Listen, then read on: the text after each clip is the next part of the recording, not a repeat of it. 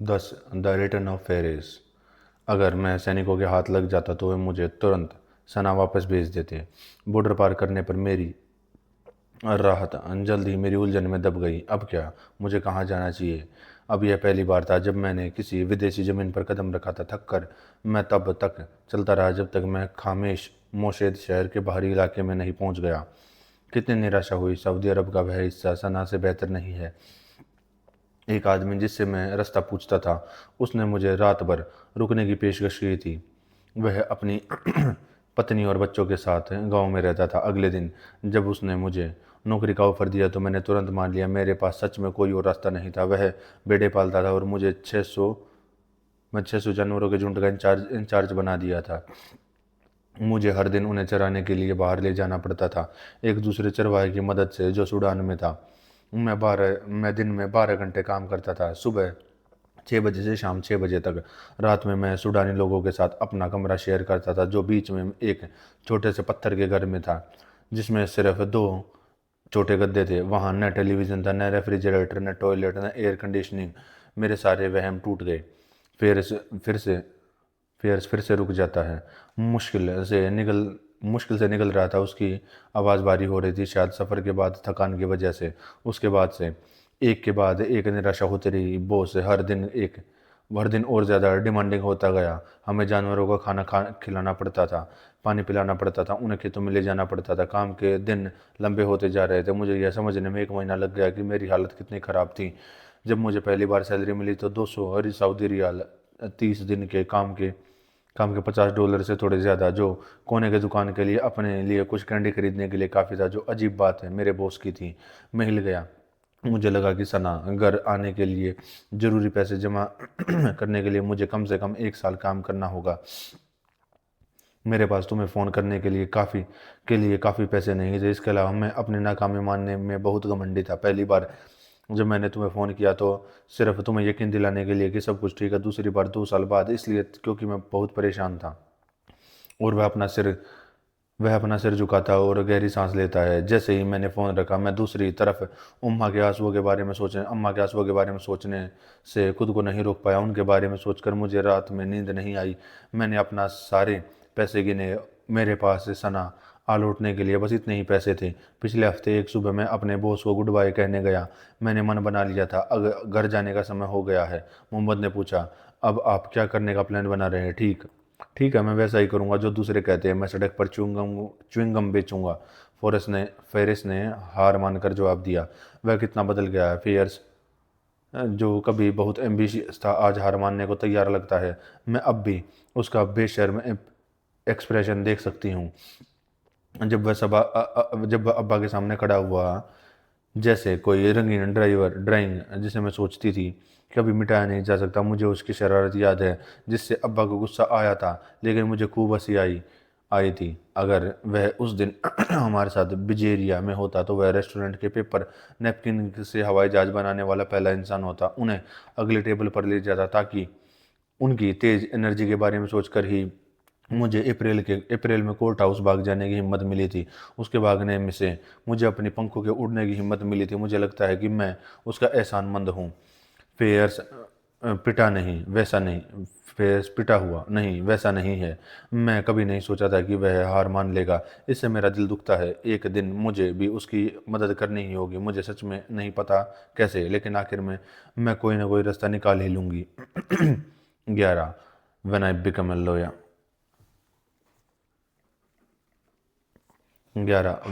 a lawyer। 16 सितंबर 2008।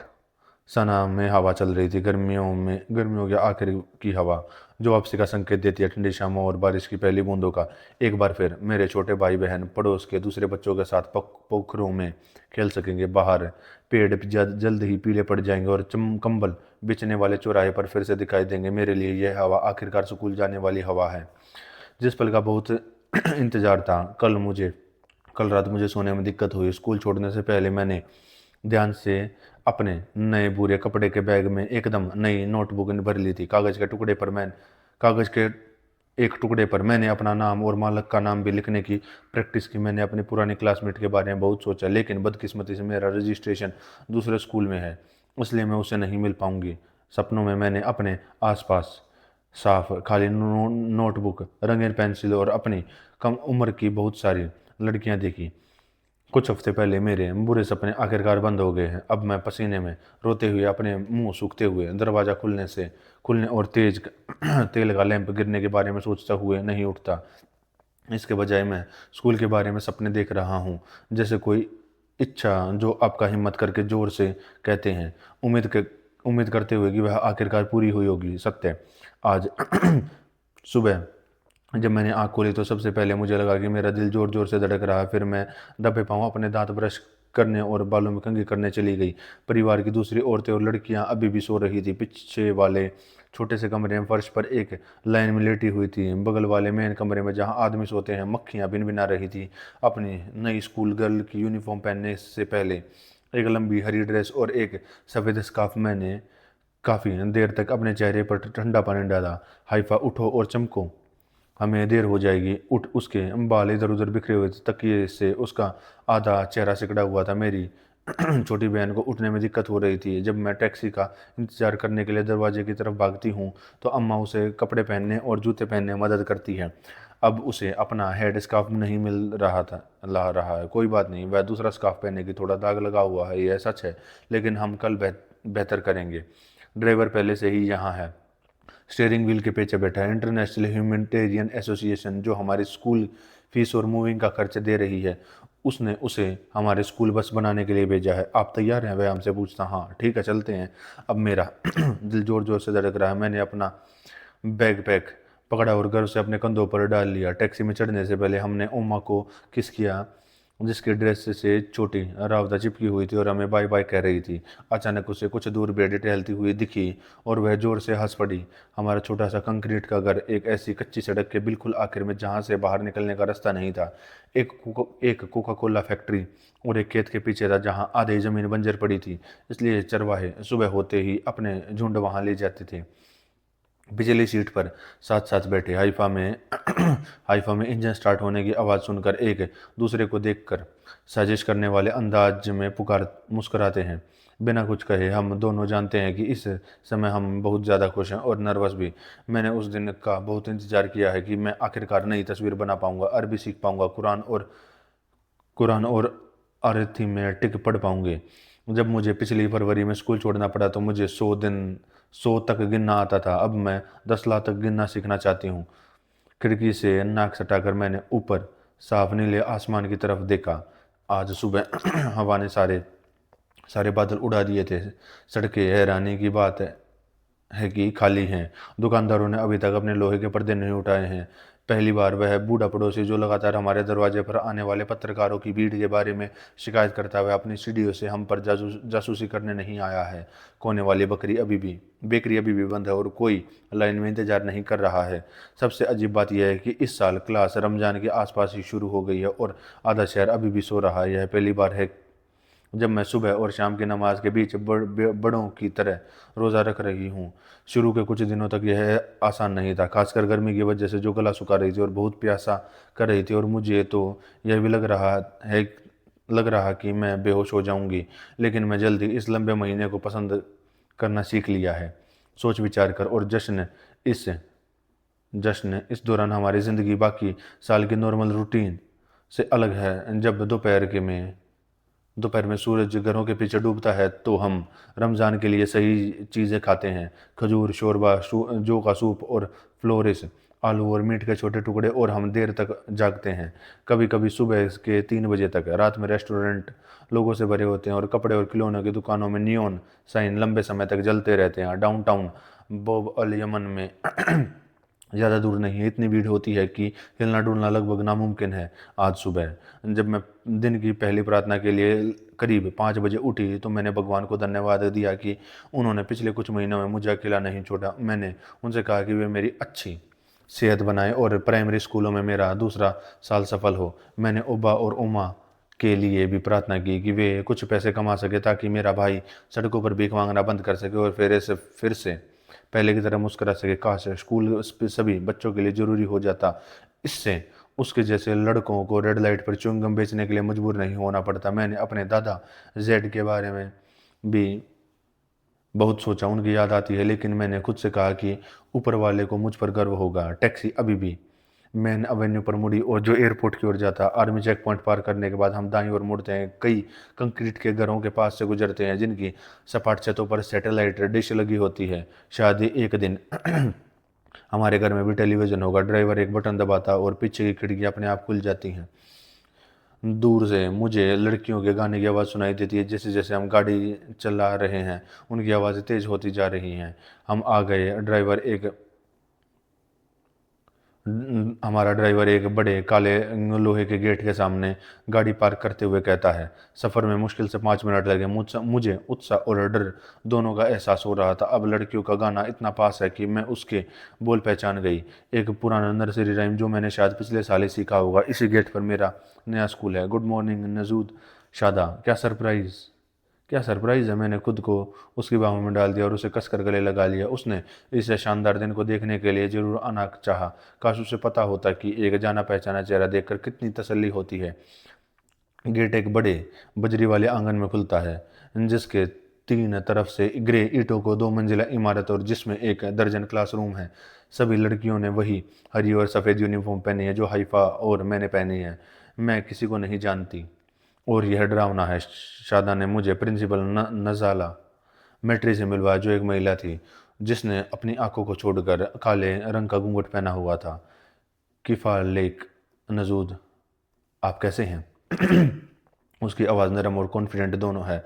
वह हमें courtyard के सबसे आखिर में अपने ऑफिस में चलने के लिए बुलाती है। कॉन्फ्रेंस टेबल के लाल टेबल क्लॉथ पर प्लास्टिक के फूलों का एक गमला रखा है और प्रेसिडेंट अली अब्दुल्ला अल सालेह का एक बड़ा पोस्टर मेन दीवार पर सजा है। एक डेस्क पर एक टीचर कंप्यूटर कीबोर्ड पर टाइप कर रही है।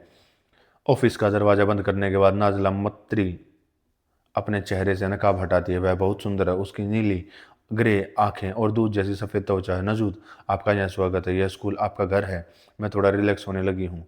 प्रिंसिपल हमें बताती है कि स्कूल जैसे आसपास के लोगों से मिलने वाले डोनेशन से फाइनेंस किया जाता है। हर साल लगभग 1200 स्टूडेंट जो को एडमिशन मिलता है और हर क्लास में 40 से 50 स्टूडेंट होते हैं। यहाँ वह जोर देकर कहती है कि महिला टीचर्स अपनी लड़कियों की बात सुनती हैं जिन्हें क्लास के बाद भी उनसे बात करने का अधिकार है अगर उन्हें ज़्यादा पर्सनल सवाल पूछने की ज़रूरत महसूस हो तो। यह सुनकर मुझे राहत मिली। मुझे लगने लगा कि मैं कभी मैनेज नहीं कर पाऊंगी स्कूल वापस जाने के लिए। एक टीचर ने तो पहले तो मेरे आने का विरोध भी किया था। तुम समझती हो वह दूसरों की तरह छोटी लड़की नहीं है, इस टीचर ने सदा से फुसफुसाते हुए कहा था जब हम पहली बार स्कूल गए थे। आखिरकार उसके एक आदमी के साथ संबंध रहे हैं। तुम्हें पता है उसके साथ क्लासमेट पर असर पड़ सकता है। शदा ने दूसरे ऑफर के बारे में सोचा होगा और वे भी बहुत अच्छे थे, लेकिन उसकी राय में वे बहुत ज़्यादा थे। किसी इंटरनेशनल ऑर्गेनाइजेशन से फाइनेंस की गई विदेश में पढ़ाई या सना के किसी प्राइवेट स्कूल में एडमिशन। क्या मैं सच में इसके लिए बनी थी? क्या मैं अपना परिवार खासकर हाइफा छोड़ने के लिए तैयार थी? नहीं, अभी नहीं, अभी नहीं। मैंने अपने पास के इलाके रवादा का स्कूल चुना ताकि लोग मुझे घूरना बंद करें, ताकि मेरे साथ भी बाकी लोगों की तरह मेरी छोटी बहन की तरह बर्ताव किया जाए।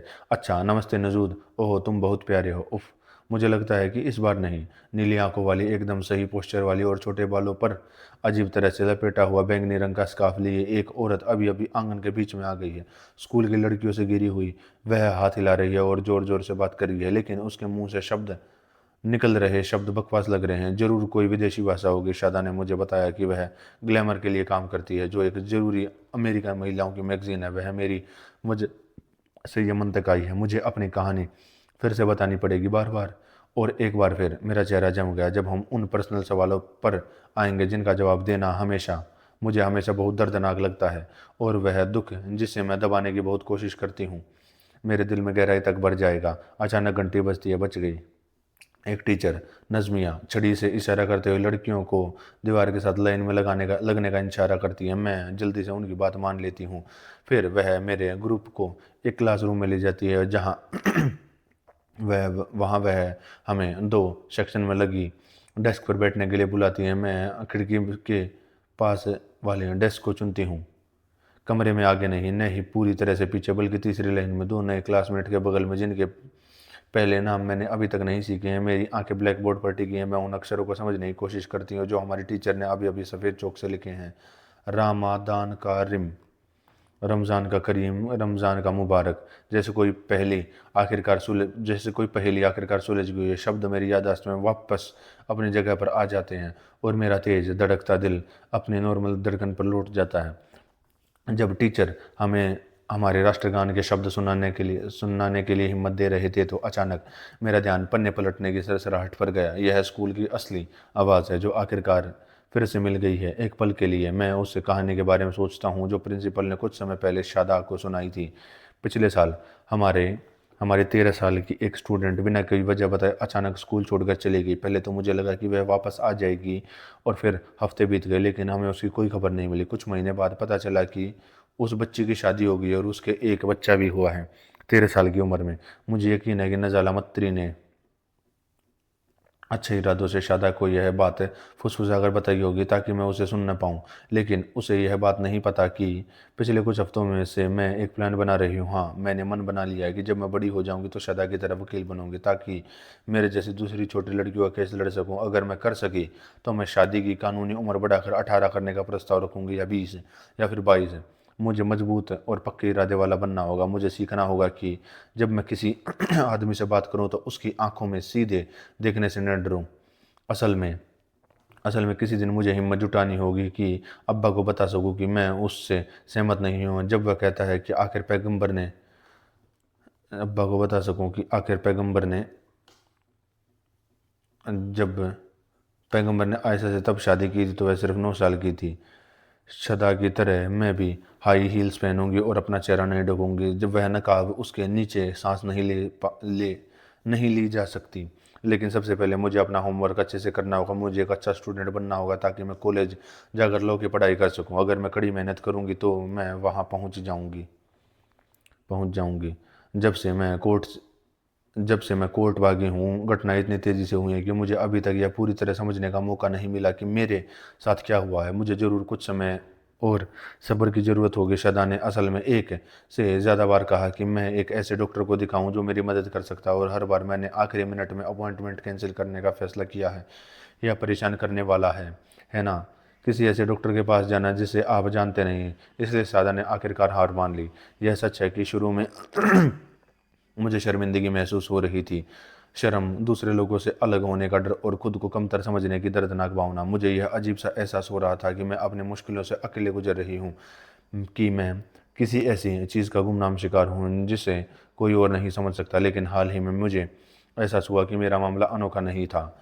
मेरे और उस तरह 13 साल की स्कूल की लड़की के साथ जो हुआ, कोई भी उन कहानियों के बारे में ज़्यादा बात नहीं करता, लेकिन वे आपकी सोच से कहीं ज़्यादा हैं। कुछ हफ्ते पहले शादा ने मुझे आरवा और राइम से मिलवाया है। 2 लड़कियों ने अभी भी तलाक के लिए अर्जी दी है। जब मैंने उन्हें पहली बार देखा तो मैंने उन्हें ज़ोर से गले लगाए। वे मेरी बहनें हों। उनकी कहानियाँ मुझ पर बहुत असर हुआ। 9 साल की उम्र में आरवा को उसके पिता ने उससे 25 साल बड़े आदमी से शादी करने के लिए मजबूर किया। लेकिन टेलीविज़न पर मेरे बारे में सुनने के बाद उसने एक सुबह मदद के लिए अपने घर के सबसे पास के हॉस्पिटल जाने का फैसला किया जो सना के दक्षिण में जिबला गांव में था। राइम 12 साल की थी जब उसके माता पिता ने तलाक ने उसकी ज़िंदगी उलट पुलट कर दे। बदला लेने के लिए उसके पिता ने उसकी शादी एक 31 साल के कजिन से कर दी। सुसाइड की कई कोशिशों के बाद राइम ने कोर्ट का दरवाज़ा खटखटाने की हिम्मत की। मुझे यह जानकर गर्व हुआ कि मेरी कहानी ने उन्हें खुद का बचाव करने का एक तरीका ढूंढने में मदद की और मैं उनके पतियों के खिलाफ बगावत करने के उनके फैसले के लिए थोड़ी जिम्मेदार महसूस करती हूँ। उनकी नाखुशी से मैं बहुत दुखी हुई हूँ और उनकी तकलीफ़ को गहराई से समझ पाई। और उन्हें बोलते हुए सुनकर मैंने अपनी बदकिस्मती को उनके आईने में देखा। मैंने सोचा, खलास, बहुत हुआ। शादी लड़कियों को दुखी करने के लिए ही बनाई गई थी। मैं दोबारा कभी शादी नहीं करूँगी, कभी नहीं। माची माचटिच। मैं अक्सर सोचती हूँ कि मोना के साथ क्या हुआ। ज़िंदगी ने उस पर कोई दया नहीं दिखाई। और एक हफ्ते पहले मेरी बड़ी बहन जमीला आखिरकार जेल से रिहा हो गई। अब वह हमारे घर आई है तो मैंने उसे गले लगा लिया और फिर से देखकर कितनी हैरानी हुई। उससे अपराधियों के साथ अपना सेल शेयर करना पड़ा था, जहाँ तक कि उन औरतों के साथ भी जिन पर उन अपने पतियों की हत्या का आरोप था। लेकिन हमारे घर में हमें हम ऐसी बातें नहीं कर रहे थे ताकि जमीला की घर वापसी खराब ना हो जाए। और यह सच है कि बहुत समय बाद पहली बार हमारा परिवार एक बार फिर पूरा हो गया, लेकिन फिर से मिलने की खुशी के बाद झगड़ा फिर से शुरू हो गया। दूसरे दिन मेरी बहनों में झगड़ा हो गया। आखिरकार हालांकि मोना आखिरकार जमीला को बचाने के लिए मशहूर कागज़ पर साइन करने के लिए मान गई थी, लेकिन उस पर गुस्सा होने से खुद को नहीं रोक पाई और अपनी बहन पर उसका उसका परिवार तोड़ने का इल्ज़ाम लगाया। उन दोनों के बीच उन दोनों के बीच अब पहले जैसा कुछ नहीं रहेगा। और फिर भी यह सारी परेशानी पति की गलती है। कभी कभी मैं सोचती हूँ कि एक दिन मुझे फेयर से बात करनी होगी और उससे वादा करवाना होगा कि अगर वह शादी कराएगा तो वह सबसे प्यारा पति बनेगा। एक प्लेन आसमान में उड़ता है और पीछे एक लंबा सफ़ेद निशान छोड़ता है जो मेरे देखते ही फूल जाता है। इस बीच प्लेन अपने रास्ते पर चला जाता है और जल्दी ही पास के एयरपोर्ट पर जरूर लैंड करेगा। शायद यह फ्रांस से आया है, शायद बहरीन से। वैसे इन दोनों देशों में से कौन सा हमारे ज़्यादा पास है, मुझे शायद से पूछना होगा। एक दिन मैं भी आसमान में उड़ जाऊंगी और दुनिया के दूर दराज के इलाकों में जाऊंगी। ऐसा लगता है कि एक हवाई जहाज़ में कम से कम 300 लोग आ सकते हैं। सऊदी अरब से लौटे एक पड़ोसी ने मुझे बताया कि प्लेन के अंदर का एक हिस्सा बड़े लिविंग रूम जैसा दिखता है, जहां आप ट्रे में खाना ऑर्डर करते समय मैगजीन पढ़ सकते हैं। उन्होंने आगे कहा, प्लेन में हर कोई असली कटलरी से खाता है, बिल्कुल बेजेरिया की तरह।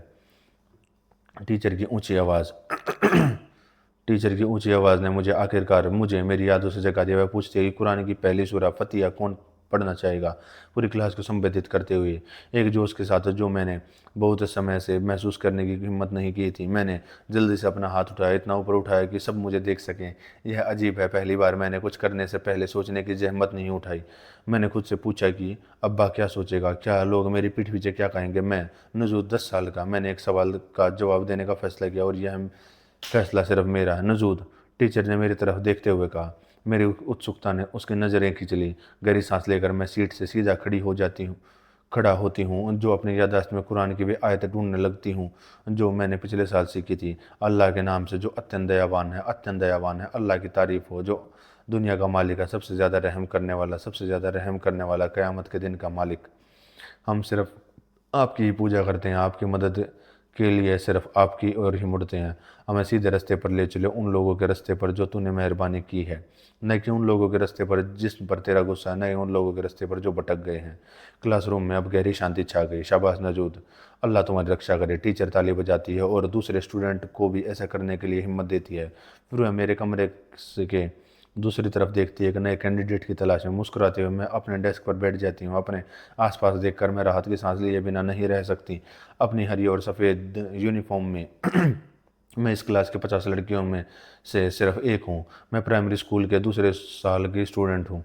मैंने अभी अभी फिर से क्लास शुरू की है। हज़ारों हज़ारों छोटे यमनी लड़कियों की तरह। जब मैं आज दोपहर घर जाऊंगी तो मुझे पक्का होमवर्क करना होगा, रंगीन पेंसिल से ड्राइंग बनानी होगी। आज आखिरकार मुझे लग रहा है कि मैं फिर से एक छोटी बच्ची बन गई हूँ, एक नॉर्मल बच्ची, पहले की तरह मैं बस हूँ। इपोलोग इपोलोग अपनी सुंदर पर्सल ड्रेस में शदा का हाथ कसकर पकड़े हुए नजूद के चेहरे पर चारों तरफ मुस्कान है। उसकी हर हरकतें शर्मीली हैं, उसकी आंखों में पक्का इरादा है। एक और शॉट, पेपराजी चिल्लाए। 10 नवंबर 2008 को न्यूयॉर्क शहर में दुनिया की सबसे कम उम्र के तलाकशुदा को ग्लैमर ने वुमेन ऑफ द ईयर चुना। अपने 10 सालों के पूरे गौरव के साथ वह इस अनएक्सपेक्टेड सम्मान को फिल्म स्टार निकोल किडमैन, अमेरिकी विदेश मंत्री कंडोलीजा राइस और सेनेटर हिलेरी क्लिंटन जैसे कई लोगों के साथ शेयर करती है।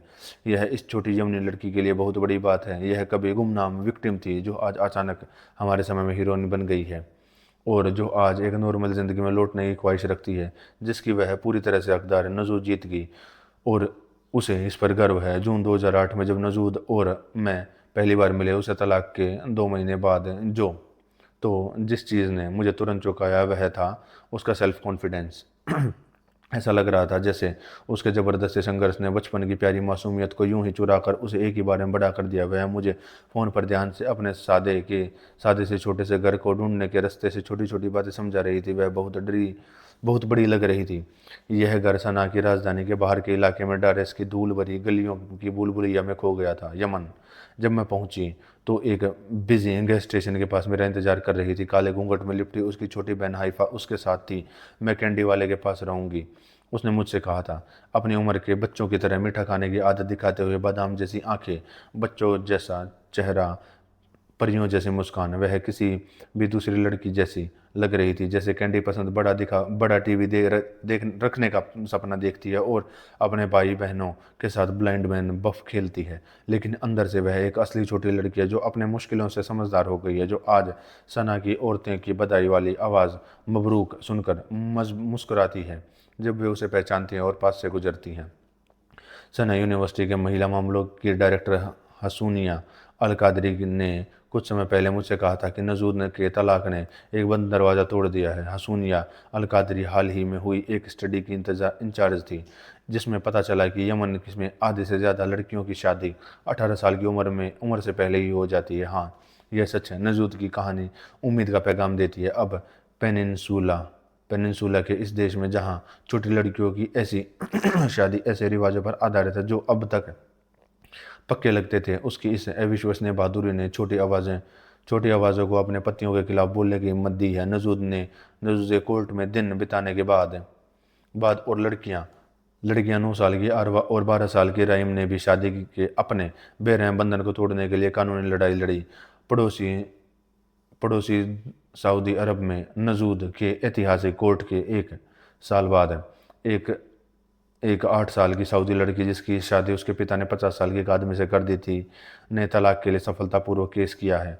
उस बहुत ज़्यादा कंजर्वेटिव देश में ऐसा पहली बार हुआ था। फरवरी 2009 में यमन की पार्लियामेंट ने आखिरकार एक नया कानून पास किया, जिससे लड़के और लड़के दोनों के लिए सहमति और कानून की उम्र बढ़ाकर 17 साल कर दी है। इसके अलावा नजूद जैसे बहुत बड़े परिवारों को बनने से रोकने के लिए कोशिश में, जो अक्सर अपने बच्चों की ठीक से देखभाल नहीं कर पाते, यह कानून एक आदमी को एक से ज़्यादा शादी करने की इजाज़त तभी देता है जब वह पैसे से ज़्यादा बोझ को उठाने में सक्षम हो। हालांकि यमन के महिला अधिकार संगठनों ने इसके जीत के प्रति इंतजार करने और दिखाने का रवैया अपनाया है, क्योंकि हालांकि कानून को पार्लियामेंट के ज़्यादातर सांसदों ने पास कर दिया था, लेकिन प्रेसिडेंट अली अब्दुल्ला अल सालेह ने अभी तक इसे लागू नहीं किया है।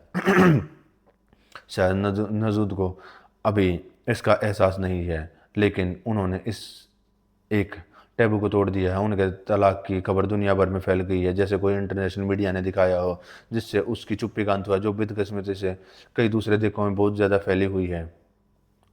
अफगानिस्तान, मिस्र, भारत, माली, पाकिस्तान। लेकिन अगर उनकी कहानी हमें इतनी गहराई से छूती है तो इसकी वजह यह भी है कि यह हमें खुद को अच्छे से देखने के लिए मजबूर करती है। पश्चिम में मुस्लिम महिलाओं की किस्मत पर दुख जताना फैशन है, फिर भी वैवाहिक हिंसा और बाल विवाह प्रथा इस सिर्फ इस्लामी दुनिया तक ही सीमित नहीं है। यमन में कई वजहों से पिता अपनी बेटियों की शादी जवानी से पहले कर देते हैं। हुसैन या अल कादरी हमें याद दिलाते हैं कि गरीबी, स्थानीय रीति रिवाज और शिक्षा की कमी इसमें अहम भूमिका निभाते हैं। परिवार की इज्जत, शादी टूटने का डर, दुश्मन कबीलों के बीच हिसाब बराबर करना, माता पिता इसके कई अलग अलग कांड बनते हैं। अल कादरी कहते हैं कि गाँव के इलाकों में तो एक कबीलाई कहावत भी है, खुशहाल शादी की गारंटी के लिए 9 साल की लड़की से शादी करो। दुख की बात है कि कई लोगों के लिए बाल विवाह एक आम बात है, यहाँ तक कि यह आम बात है। यमन टाइम्स के एडिटर इन चीफ नादिया अल सक्वाफ ने मुझे हाल ही में बताया कि एक 9 साल की लड़की, जिसकी शादी एक सऊदी आदमी से हुई थी, शादी के 3 दिन बाद ही मर गई। इस शर्मनाक स्थिति की जांच की मांग करने के बजाय उसके माता पिता ने पति से माफ़ी मांगी, जैसे खराब सम्मान की भरपाई करने की कोशिश कर रहे हों। उसे बदले में उसे मरी हुई बच्ची की 7 साल की बहन भी दे दी। नजूद की बगावत, जो हमारी नज़र में इज्जतदार है, उसे कंजर्वेटिव लोग एक बहुत बड़ी बेइज्जती मानते हैं और कट्टरपंथियों के अनुसार इसकी सज़ा एक जानलेवा ऑनर क्राइम है। न्यूयॉर्क की चमक दमक के बाद हमारी छोटी यमनी हीरोइन की रोज़मर्रा की असलियत बदकिस्मती से परियों की कहानियों की खुशनुमा दुनिया से अभी भी बहुत दूर है। नजूद की इच्छा थी कि वह अपने माता पिता के साथ वापस जाए।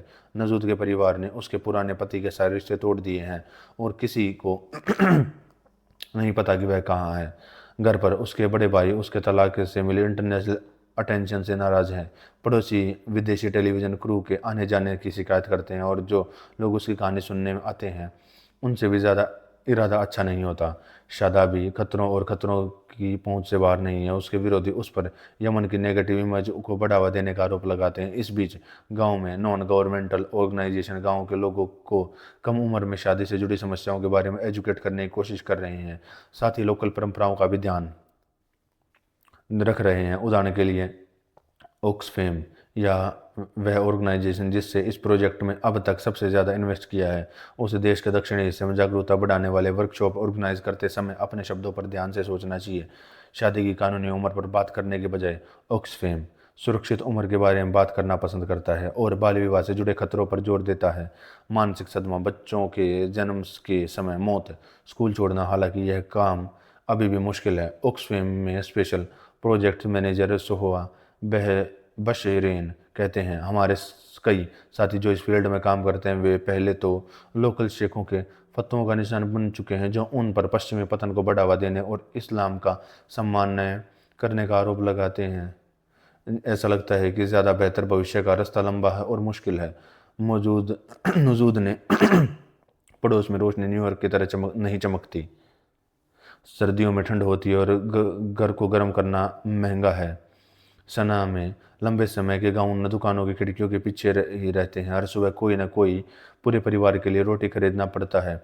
अक्सर अलार्म घड़ी नहीं बजती और नजूद के बड़े भाई दोपहर तक सोते रहते हैं। यहाँ तक उसके पिता की बात है जो बीमार रहते हैं और कभी कभी बुखार भी रहता है। उन्हें अभी तक काम नहीं मिला। नजूद की माँ घर के छोटे मोटे काम करना भूल जाती है।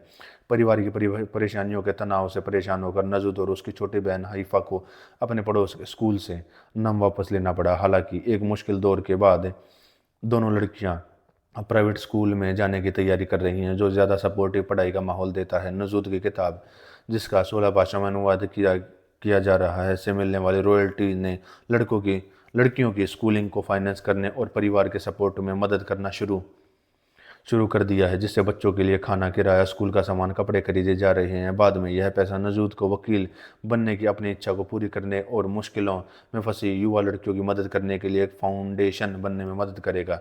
एक दरियादिल इंसान नजूद का यह भी सपना है कि वह किसी दिन अपने परिवार के लिए एक ठीक ठाक घर बनाए। जब भी मैं सना जाती हूँ तो मुझे अपनी रंगीन पेंसिल लाने के लिए कहती है। साधारण से लिविंग रूम के फर्श पर दुबकी हुई वह हमेशा बहुत सारी खिड़कियों वाली एक ही रंगीन इमारत बनाती है। एक दिन मैंने उससे पूछा कि क्या यह एक घर है, एक स्कूल है या एक बोर्डिंग स्कूल? यह खुशी का घर है, उसने बड़ी मुस्कान के साथ जवाब दिया। खुश छोटी लड़कियों का घर। डेफलिन मेनोय, सितंबर 2009। एक्नॉलेजमेंट।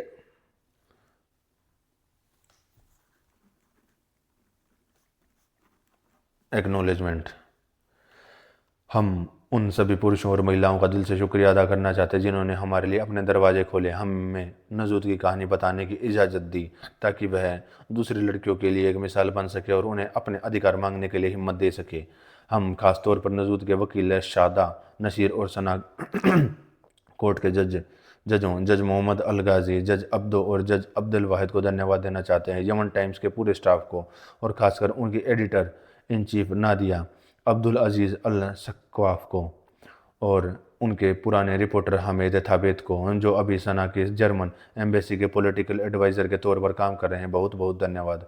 हम सना यूनिवर्सिटी में महिला मामलों की डायरेक्टर हसूनिया अल कादरी के बहुत आभारी हैं जिन्होंने यमन में कम उम्र में शादी के सवाल पर अपने रिसर्च में हमारी मदद की। ऑक्सफैम के लोगों और वामिद शाकिर के साथ हमारी बातचीत और ख़ासतौर पर शोहा बशरेन ने भी हमारी बहुत मदद की। रवादा ने सना इलाकों के लोकल स्कूल की प्रिंसिपल नजला मत्तरी का शुक्रिया किया जिन्होंने नजूद को क्लासरूम में वापस आने जाने और पढ़ाई जारी करने की इजाज़त दी। हम ईमान मशहूर का शुक्रिया अदा करना चाहते हैं जिनके बिना यह किताब कभी पब्लिश नहीं हो पाती।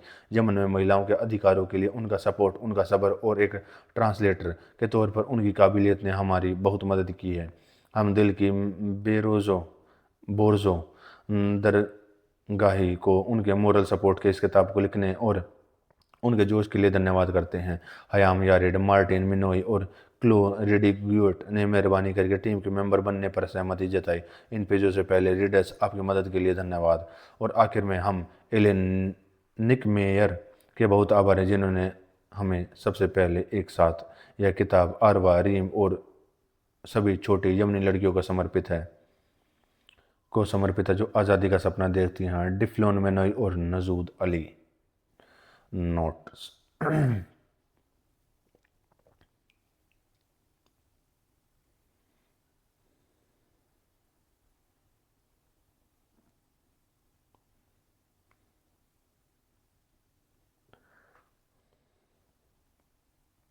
नोट्स। नोट्स कहाँ गए, कहाँ गए, कहाँ गए? नोट्स।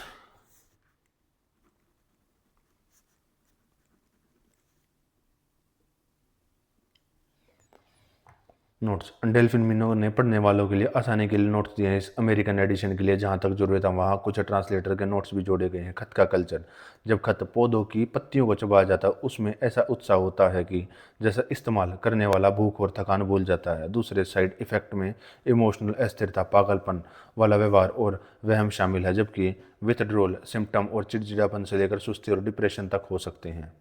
वर्ल्ड हेल्थ ऑर्गेनाइजेशन ने खत को एक ऐसी नशीली दवा माना जिससे साइकोलॉजिकल डिपेंडेंस हो सकती है। ओह। और हालांकि इसे कई देशों में गैरकानूनी घोषित किया गया है, नशीली दवा यमन में खुलेआम बेची जाती है। इसका इस्तेमाल ज़्यादातर पुरुषों द्वारा एक पुराना सामाजिक रिवाज है जो इतना आम है कि खत देश का एक मुख्य खेती का प्रोडक्ट बन गया है, जो देश के सालाना पानी के रिसोर्स को 2/3 ज़्यादा सोख लेता है, जबकि देश को आने वाले समय में पानी की गंभीरता का खतरा है। ट्रांसलेटर का नोट। नकाब, जो उनके लंबे काले कपड़ों से मैच करते हैं। नकाब एक घूंघट है जो चेहरे को ढकता है, जिससे सिर्फ आंखें ही दिखती हैं। सबसे ज़्यादा फारस और खाड़ी के देशों यमन, सऊदी अरब, बहरीन, कतर, कुवैत और ओमान में मुस्लिम औरतें पहनती हैं। तुर्की और पाकिस्तान और इराक में भी आम है। 2 महीने और 4 साल। यमन में शिशु मृत्यु दर और प्रसव के दौरान मातृ मृत्यु दर दुनिया में ओह शिट। प्रसव के दौरान मातृ मृत्यु दर दुनिया में सबसे अधिक है। असली गैंडे का सींग। क्योंकि जाम्बिया हैंडल अक्सर पहनने वाले के सोशल स्टेटस को दिखाता है, इसलिए असली और जरूरी तौर पर स्मगल किए गए गैंडे के सींग और हाथी के दांत से बने खंजर आम हड्डियां या सींग के हैंडल वाले खंजर से कहीं ज़्यादा कीमती होते हैं। बच्चों की तस्करी। सऊदी अरब में यमनी बच्चों को की तस्करी एक ऐसी मुसीबत है जो उन सभी जरूरतमंद बच्चों पर असर डालते हैं जो स्कूल नहीं जाते। कुछ लोकल एनजीओज का अंदाजा है कि सऊदी अरब के बॉर्डर के पास रहने वाले स्कूल जाने वाले 30% बच्चे हर साल अपने उत्तरी पड़ोसी देश में अपनी किस्मत आजमाने के लिए चले जाते हैं, जहां काम करने की हालत बहुत ख़राब है। और हालांकि यह विषय यमनी परिवारों में टैबू है, फिर भी सेक्सुअल अब्यूज़ के मामले दर्ज किए गए हैं। सिगर की परंपरा अभी भी ग्रामीण और शहरी इलाकों में काफ़ी आम है। सिगर का पुराना रिवाज या शादी के बदले में बदलाव, जिसमें दूल्हे की छोटी बहन को दुल्हन के परिवार के किसी सदस्य को दहेज के तौर पर दिया जाता है। यमन में दहेज का बहुत सामाजिक और आर्थिक महत्व और आमतौर पर शादी से पहले दोनों परिवारों के पुरुष इस पर बातचीत करते हैं। 15 साल की उम्र कानूनी 1999 में यमन में माता पिता के लिए अपनी बेटियों की शादी 15 साल की उम्र में पहले करना कानूनी हो गया था, बशर्ते पति वादा करे कि वह अपनी पत्नी को तब तक नहीं छुएगा जब तक वह प्यूबर्टी तक न पहुंच जाए।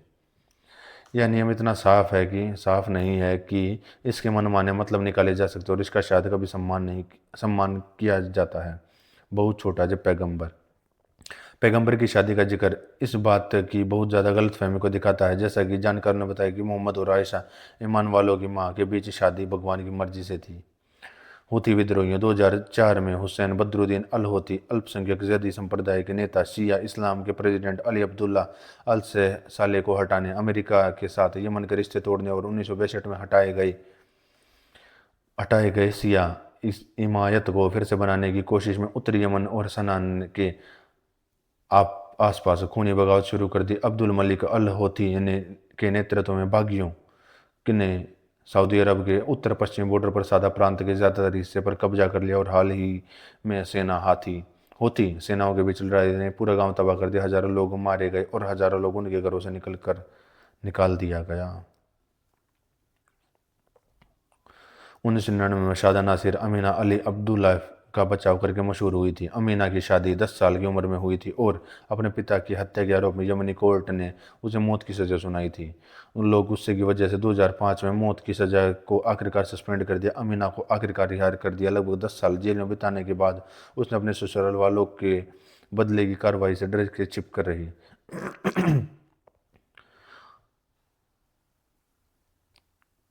उसका आत्मविश्वास। डिल्फ मेनोई नजोद 10 साल यमन में तलाकशुदा। ले फिगरो 2024 जून 2008। 18 साल की उम्र में पहले यमन में कम उम्र में शादी और कौम के लिए एक बेसलाइन स्टोरी। हद्रमौत और हदीदा। हदीदा गवर्नमेंट में कम उम्र की शादी। सना यूनिवर्सिटी 2000 से स्टडी के अनुसार कम उम्र में शादी होना एक मुख्य कारण है कि यमनी लड़कियों की पढ़ाई लिखाई नहीं मिल पाती। यमन में 70% औरतें अनपढ़ हैं। Reading group guide.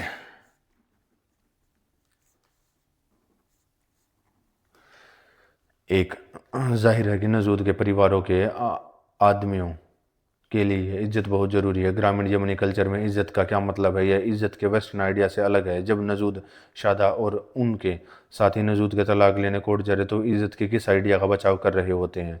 नजूद ने एक कबीलाई कहावत का जिक्र किया जिसमें कहा गया कि खुशहाल शादी की गारंटी के लिए 9 साल के लड़के से शादी करो। खुशहाल शादी का यह पारंपरिक नज़रिया पश्चिमी नज़रिए से कैसे अलग है? क्या कोई ऐसा तरीका जिससे वे एक हो सकते हैं? नजूद कहती है कि जब उनके परिवार को खारजी से निकाल दिया गया तो उन्हें स्वर्ग का एक छोटा सा कोना खो दिया। नजूद के पिता और भाई फारिस के साथ हुए अन्याय से यह कैसे पता चलता है कि पुरुष प्रधान समाज में जिंदगी सिर्फ महिलाओं के लिए नहीं बल्कि यमन के पुरुषों के लिए भी मुश्किल हो सकती है। सोचिए कि उम्मा उम्मा मोना नजूद की सास डोला और शादा के काम कैसे उनके जीवन के अनुभवों, व्यक्तिगत बैकग्राउंड और नजूद के रिश्ते में अंतर दिखाते हैं। उदाहरण के लिए आपको क्या लगता है जब नजूद ने उम्मा को अपने साथ हुए गलत व्यवहार के बारे में बताया तो वह क्या सोच रही होगी? क्या आप इसकी वजह हरकत को समझ सकते हैं? इसके उलट डोवला नजूद को वह मदद और सलाह देने के लिए क्यों तैयार और काबिल थी जो कोई और देने को नहीं था। क्या आपको हैरानी हुई जब नजूद मुख्य जुल्म करने वालों में से एक महिला निकली? नजूद की सास एक मजबूत पर्सनैलिटी है जो बच्चों का ख्याल रखती है, लड़की के साथ सख्ती से पेश आता और शादी की रात उसका बचाव करने में नाकाम रहती है। यह बात उल्टी बात है। यमन में बहुत ज़्यादा पुरुष प्रधान समाज के विचार के साथ कैसे मिल खाती है? आपको उदाहरण के लिए सास के व्यवहार और इस बात में कोई समानता दिखती है कि कुछ अफ्रीकी समाजों में महिलाओं को की खतना प्रथा लागू करती है? आप मोना के व्यवहार को कैसे समझते हैं? न सिर्फ वो नजूद को बचाने की कोशिशों में बल्कि उसकी बड़ी बहन जमीला के साथ उसके मुश्किल रिश्तों में भी। शदा को नजूद का मामला इतना जल्दी और असरदार तरीके से उठाने में क्या मदद करता है? शदा जिससे नजूद अपनी दूसरी माँ कहती है, नजूद की दुनिया कैसे खोलती है और नजूद को सिखाती है कि क्या असली परिवार कैसा हो सकता है। कोर्टरूम में कोर्टरूम में और यमन टाइम्स में नजूद का सामना जिन शहरी अमीरों से होता है वे नजूद और यमन के गाँव के बहुत से लोगों से बहुत अलग ज़िंदगी जीते हैं। ये समझदार लोग असल में अपने समाज के बाकी लोगों से कैसे कटे हुए। उदाहरण के लिए नजूद हमें कई बार बताती है कि यमन में बाल विवाह आम बात है। तो जज नजूद की कम उम्र को देखकर हैरान क्यों थे? क्या आपको लगता है कि आपने समाज की कम उम्र की समस्या के बारे में पता नहीं था? शदा नजूद की स्कूलिंग के लिए कम एलिटिस्ट ऑप्शन चुना एलिटिस्ट ऑप्शन चुना। क्या आपको लगता है कि नजूद ने सही फैसला किया और अपनी पढ़ाई यमन में ही रहना? तलाक को लेकर इंटरनेशनल पब्लिसिटी ने नजूद के परिवार और कम्युनिटी पर क्या असर डाला? क्या इससे उसके रिश्तेदारों और पड़ोसियों को कुछ पता चला? क्या आपको लगता है कि इससे परिवार में मतभेद पैदा हुआ होगा और लोग अलग थलग पड़ गए होंगे? उन्हें अपने ही समाज से। नजूद की कहानी में खट का एक छोटा लेकिन खतरनाक रोल है।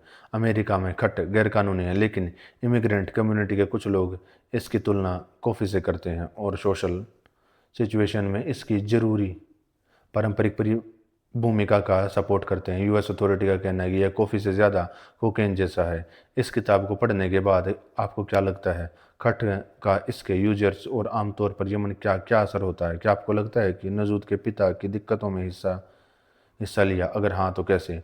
आपको क्या लगता है कि अमेरिका में सोशल ड्रग्स के मुकाबले इसका इस्तेमाल और असर कैसा हो सकता है? और सबसे ज़रूरी बात यह है हमें किसी ऐसे समाज के बारे में क्या बताता है जो इतनी कीमती रिसोर्सेज खुद से दूर रहने में लगा देता है? ऐसा कह सकते हैं। ऐसा कह सकते हैं।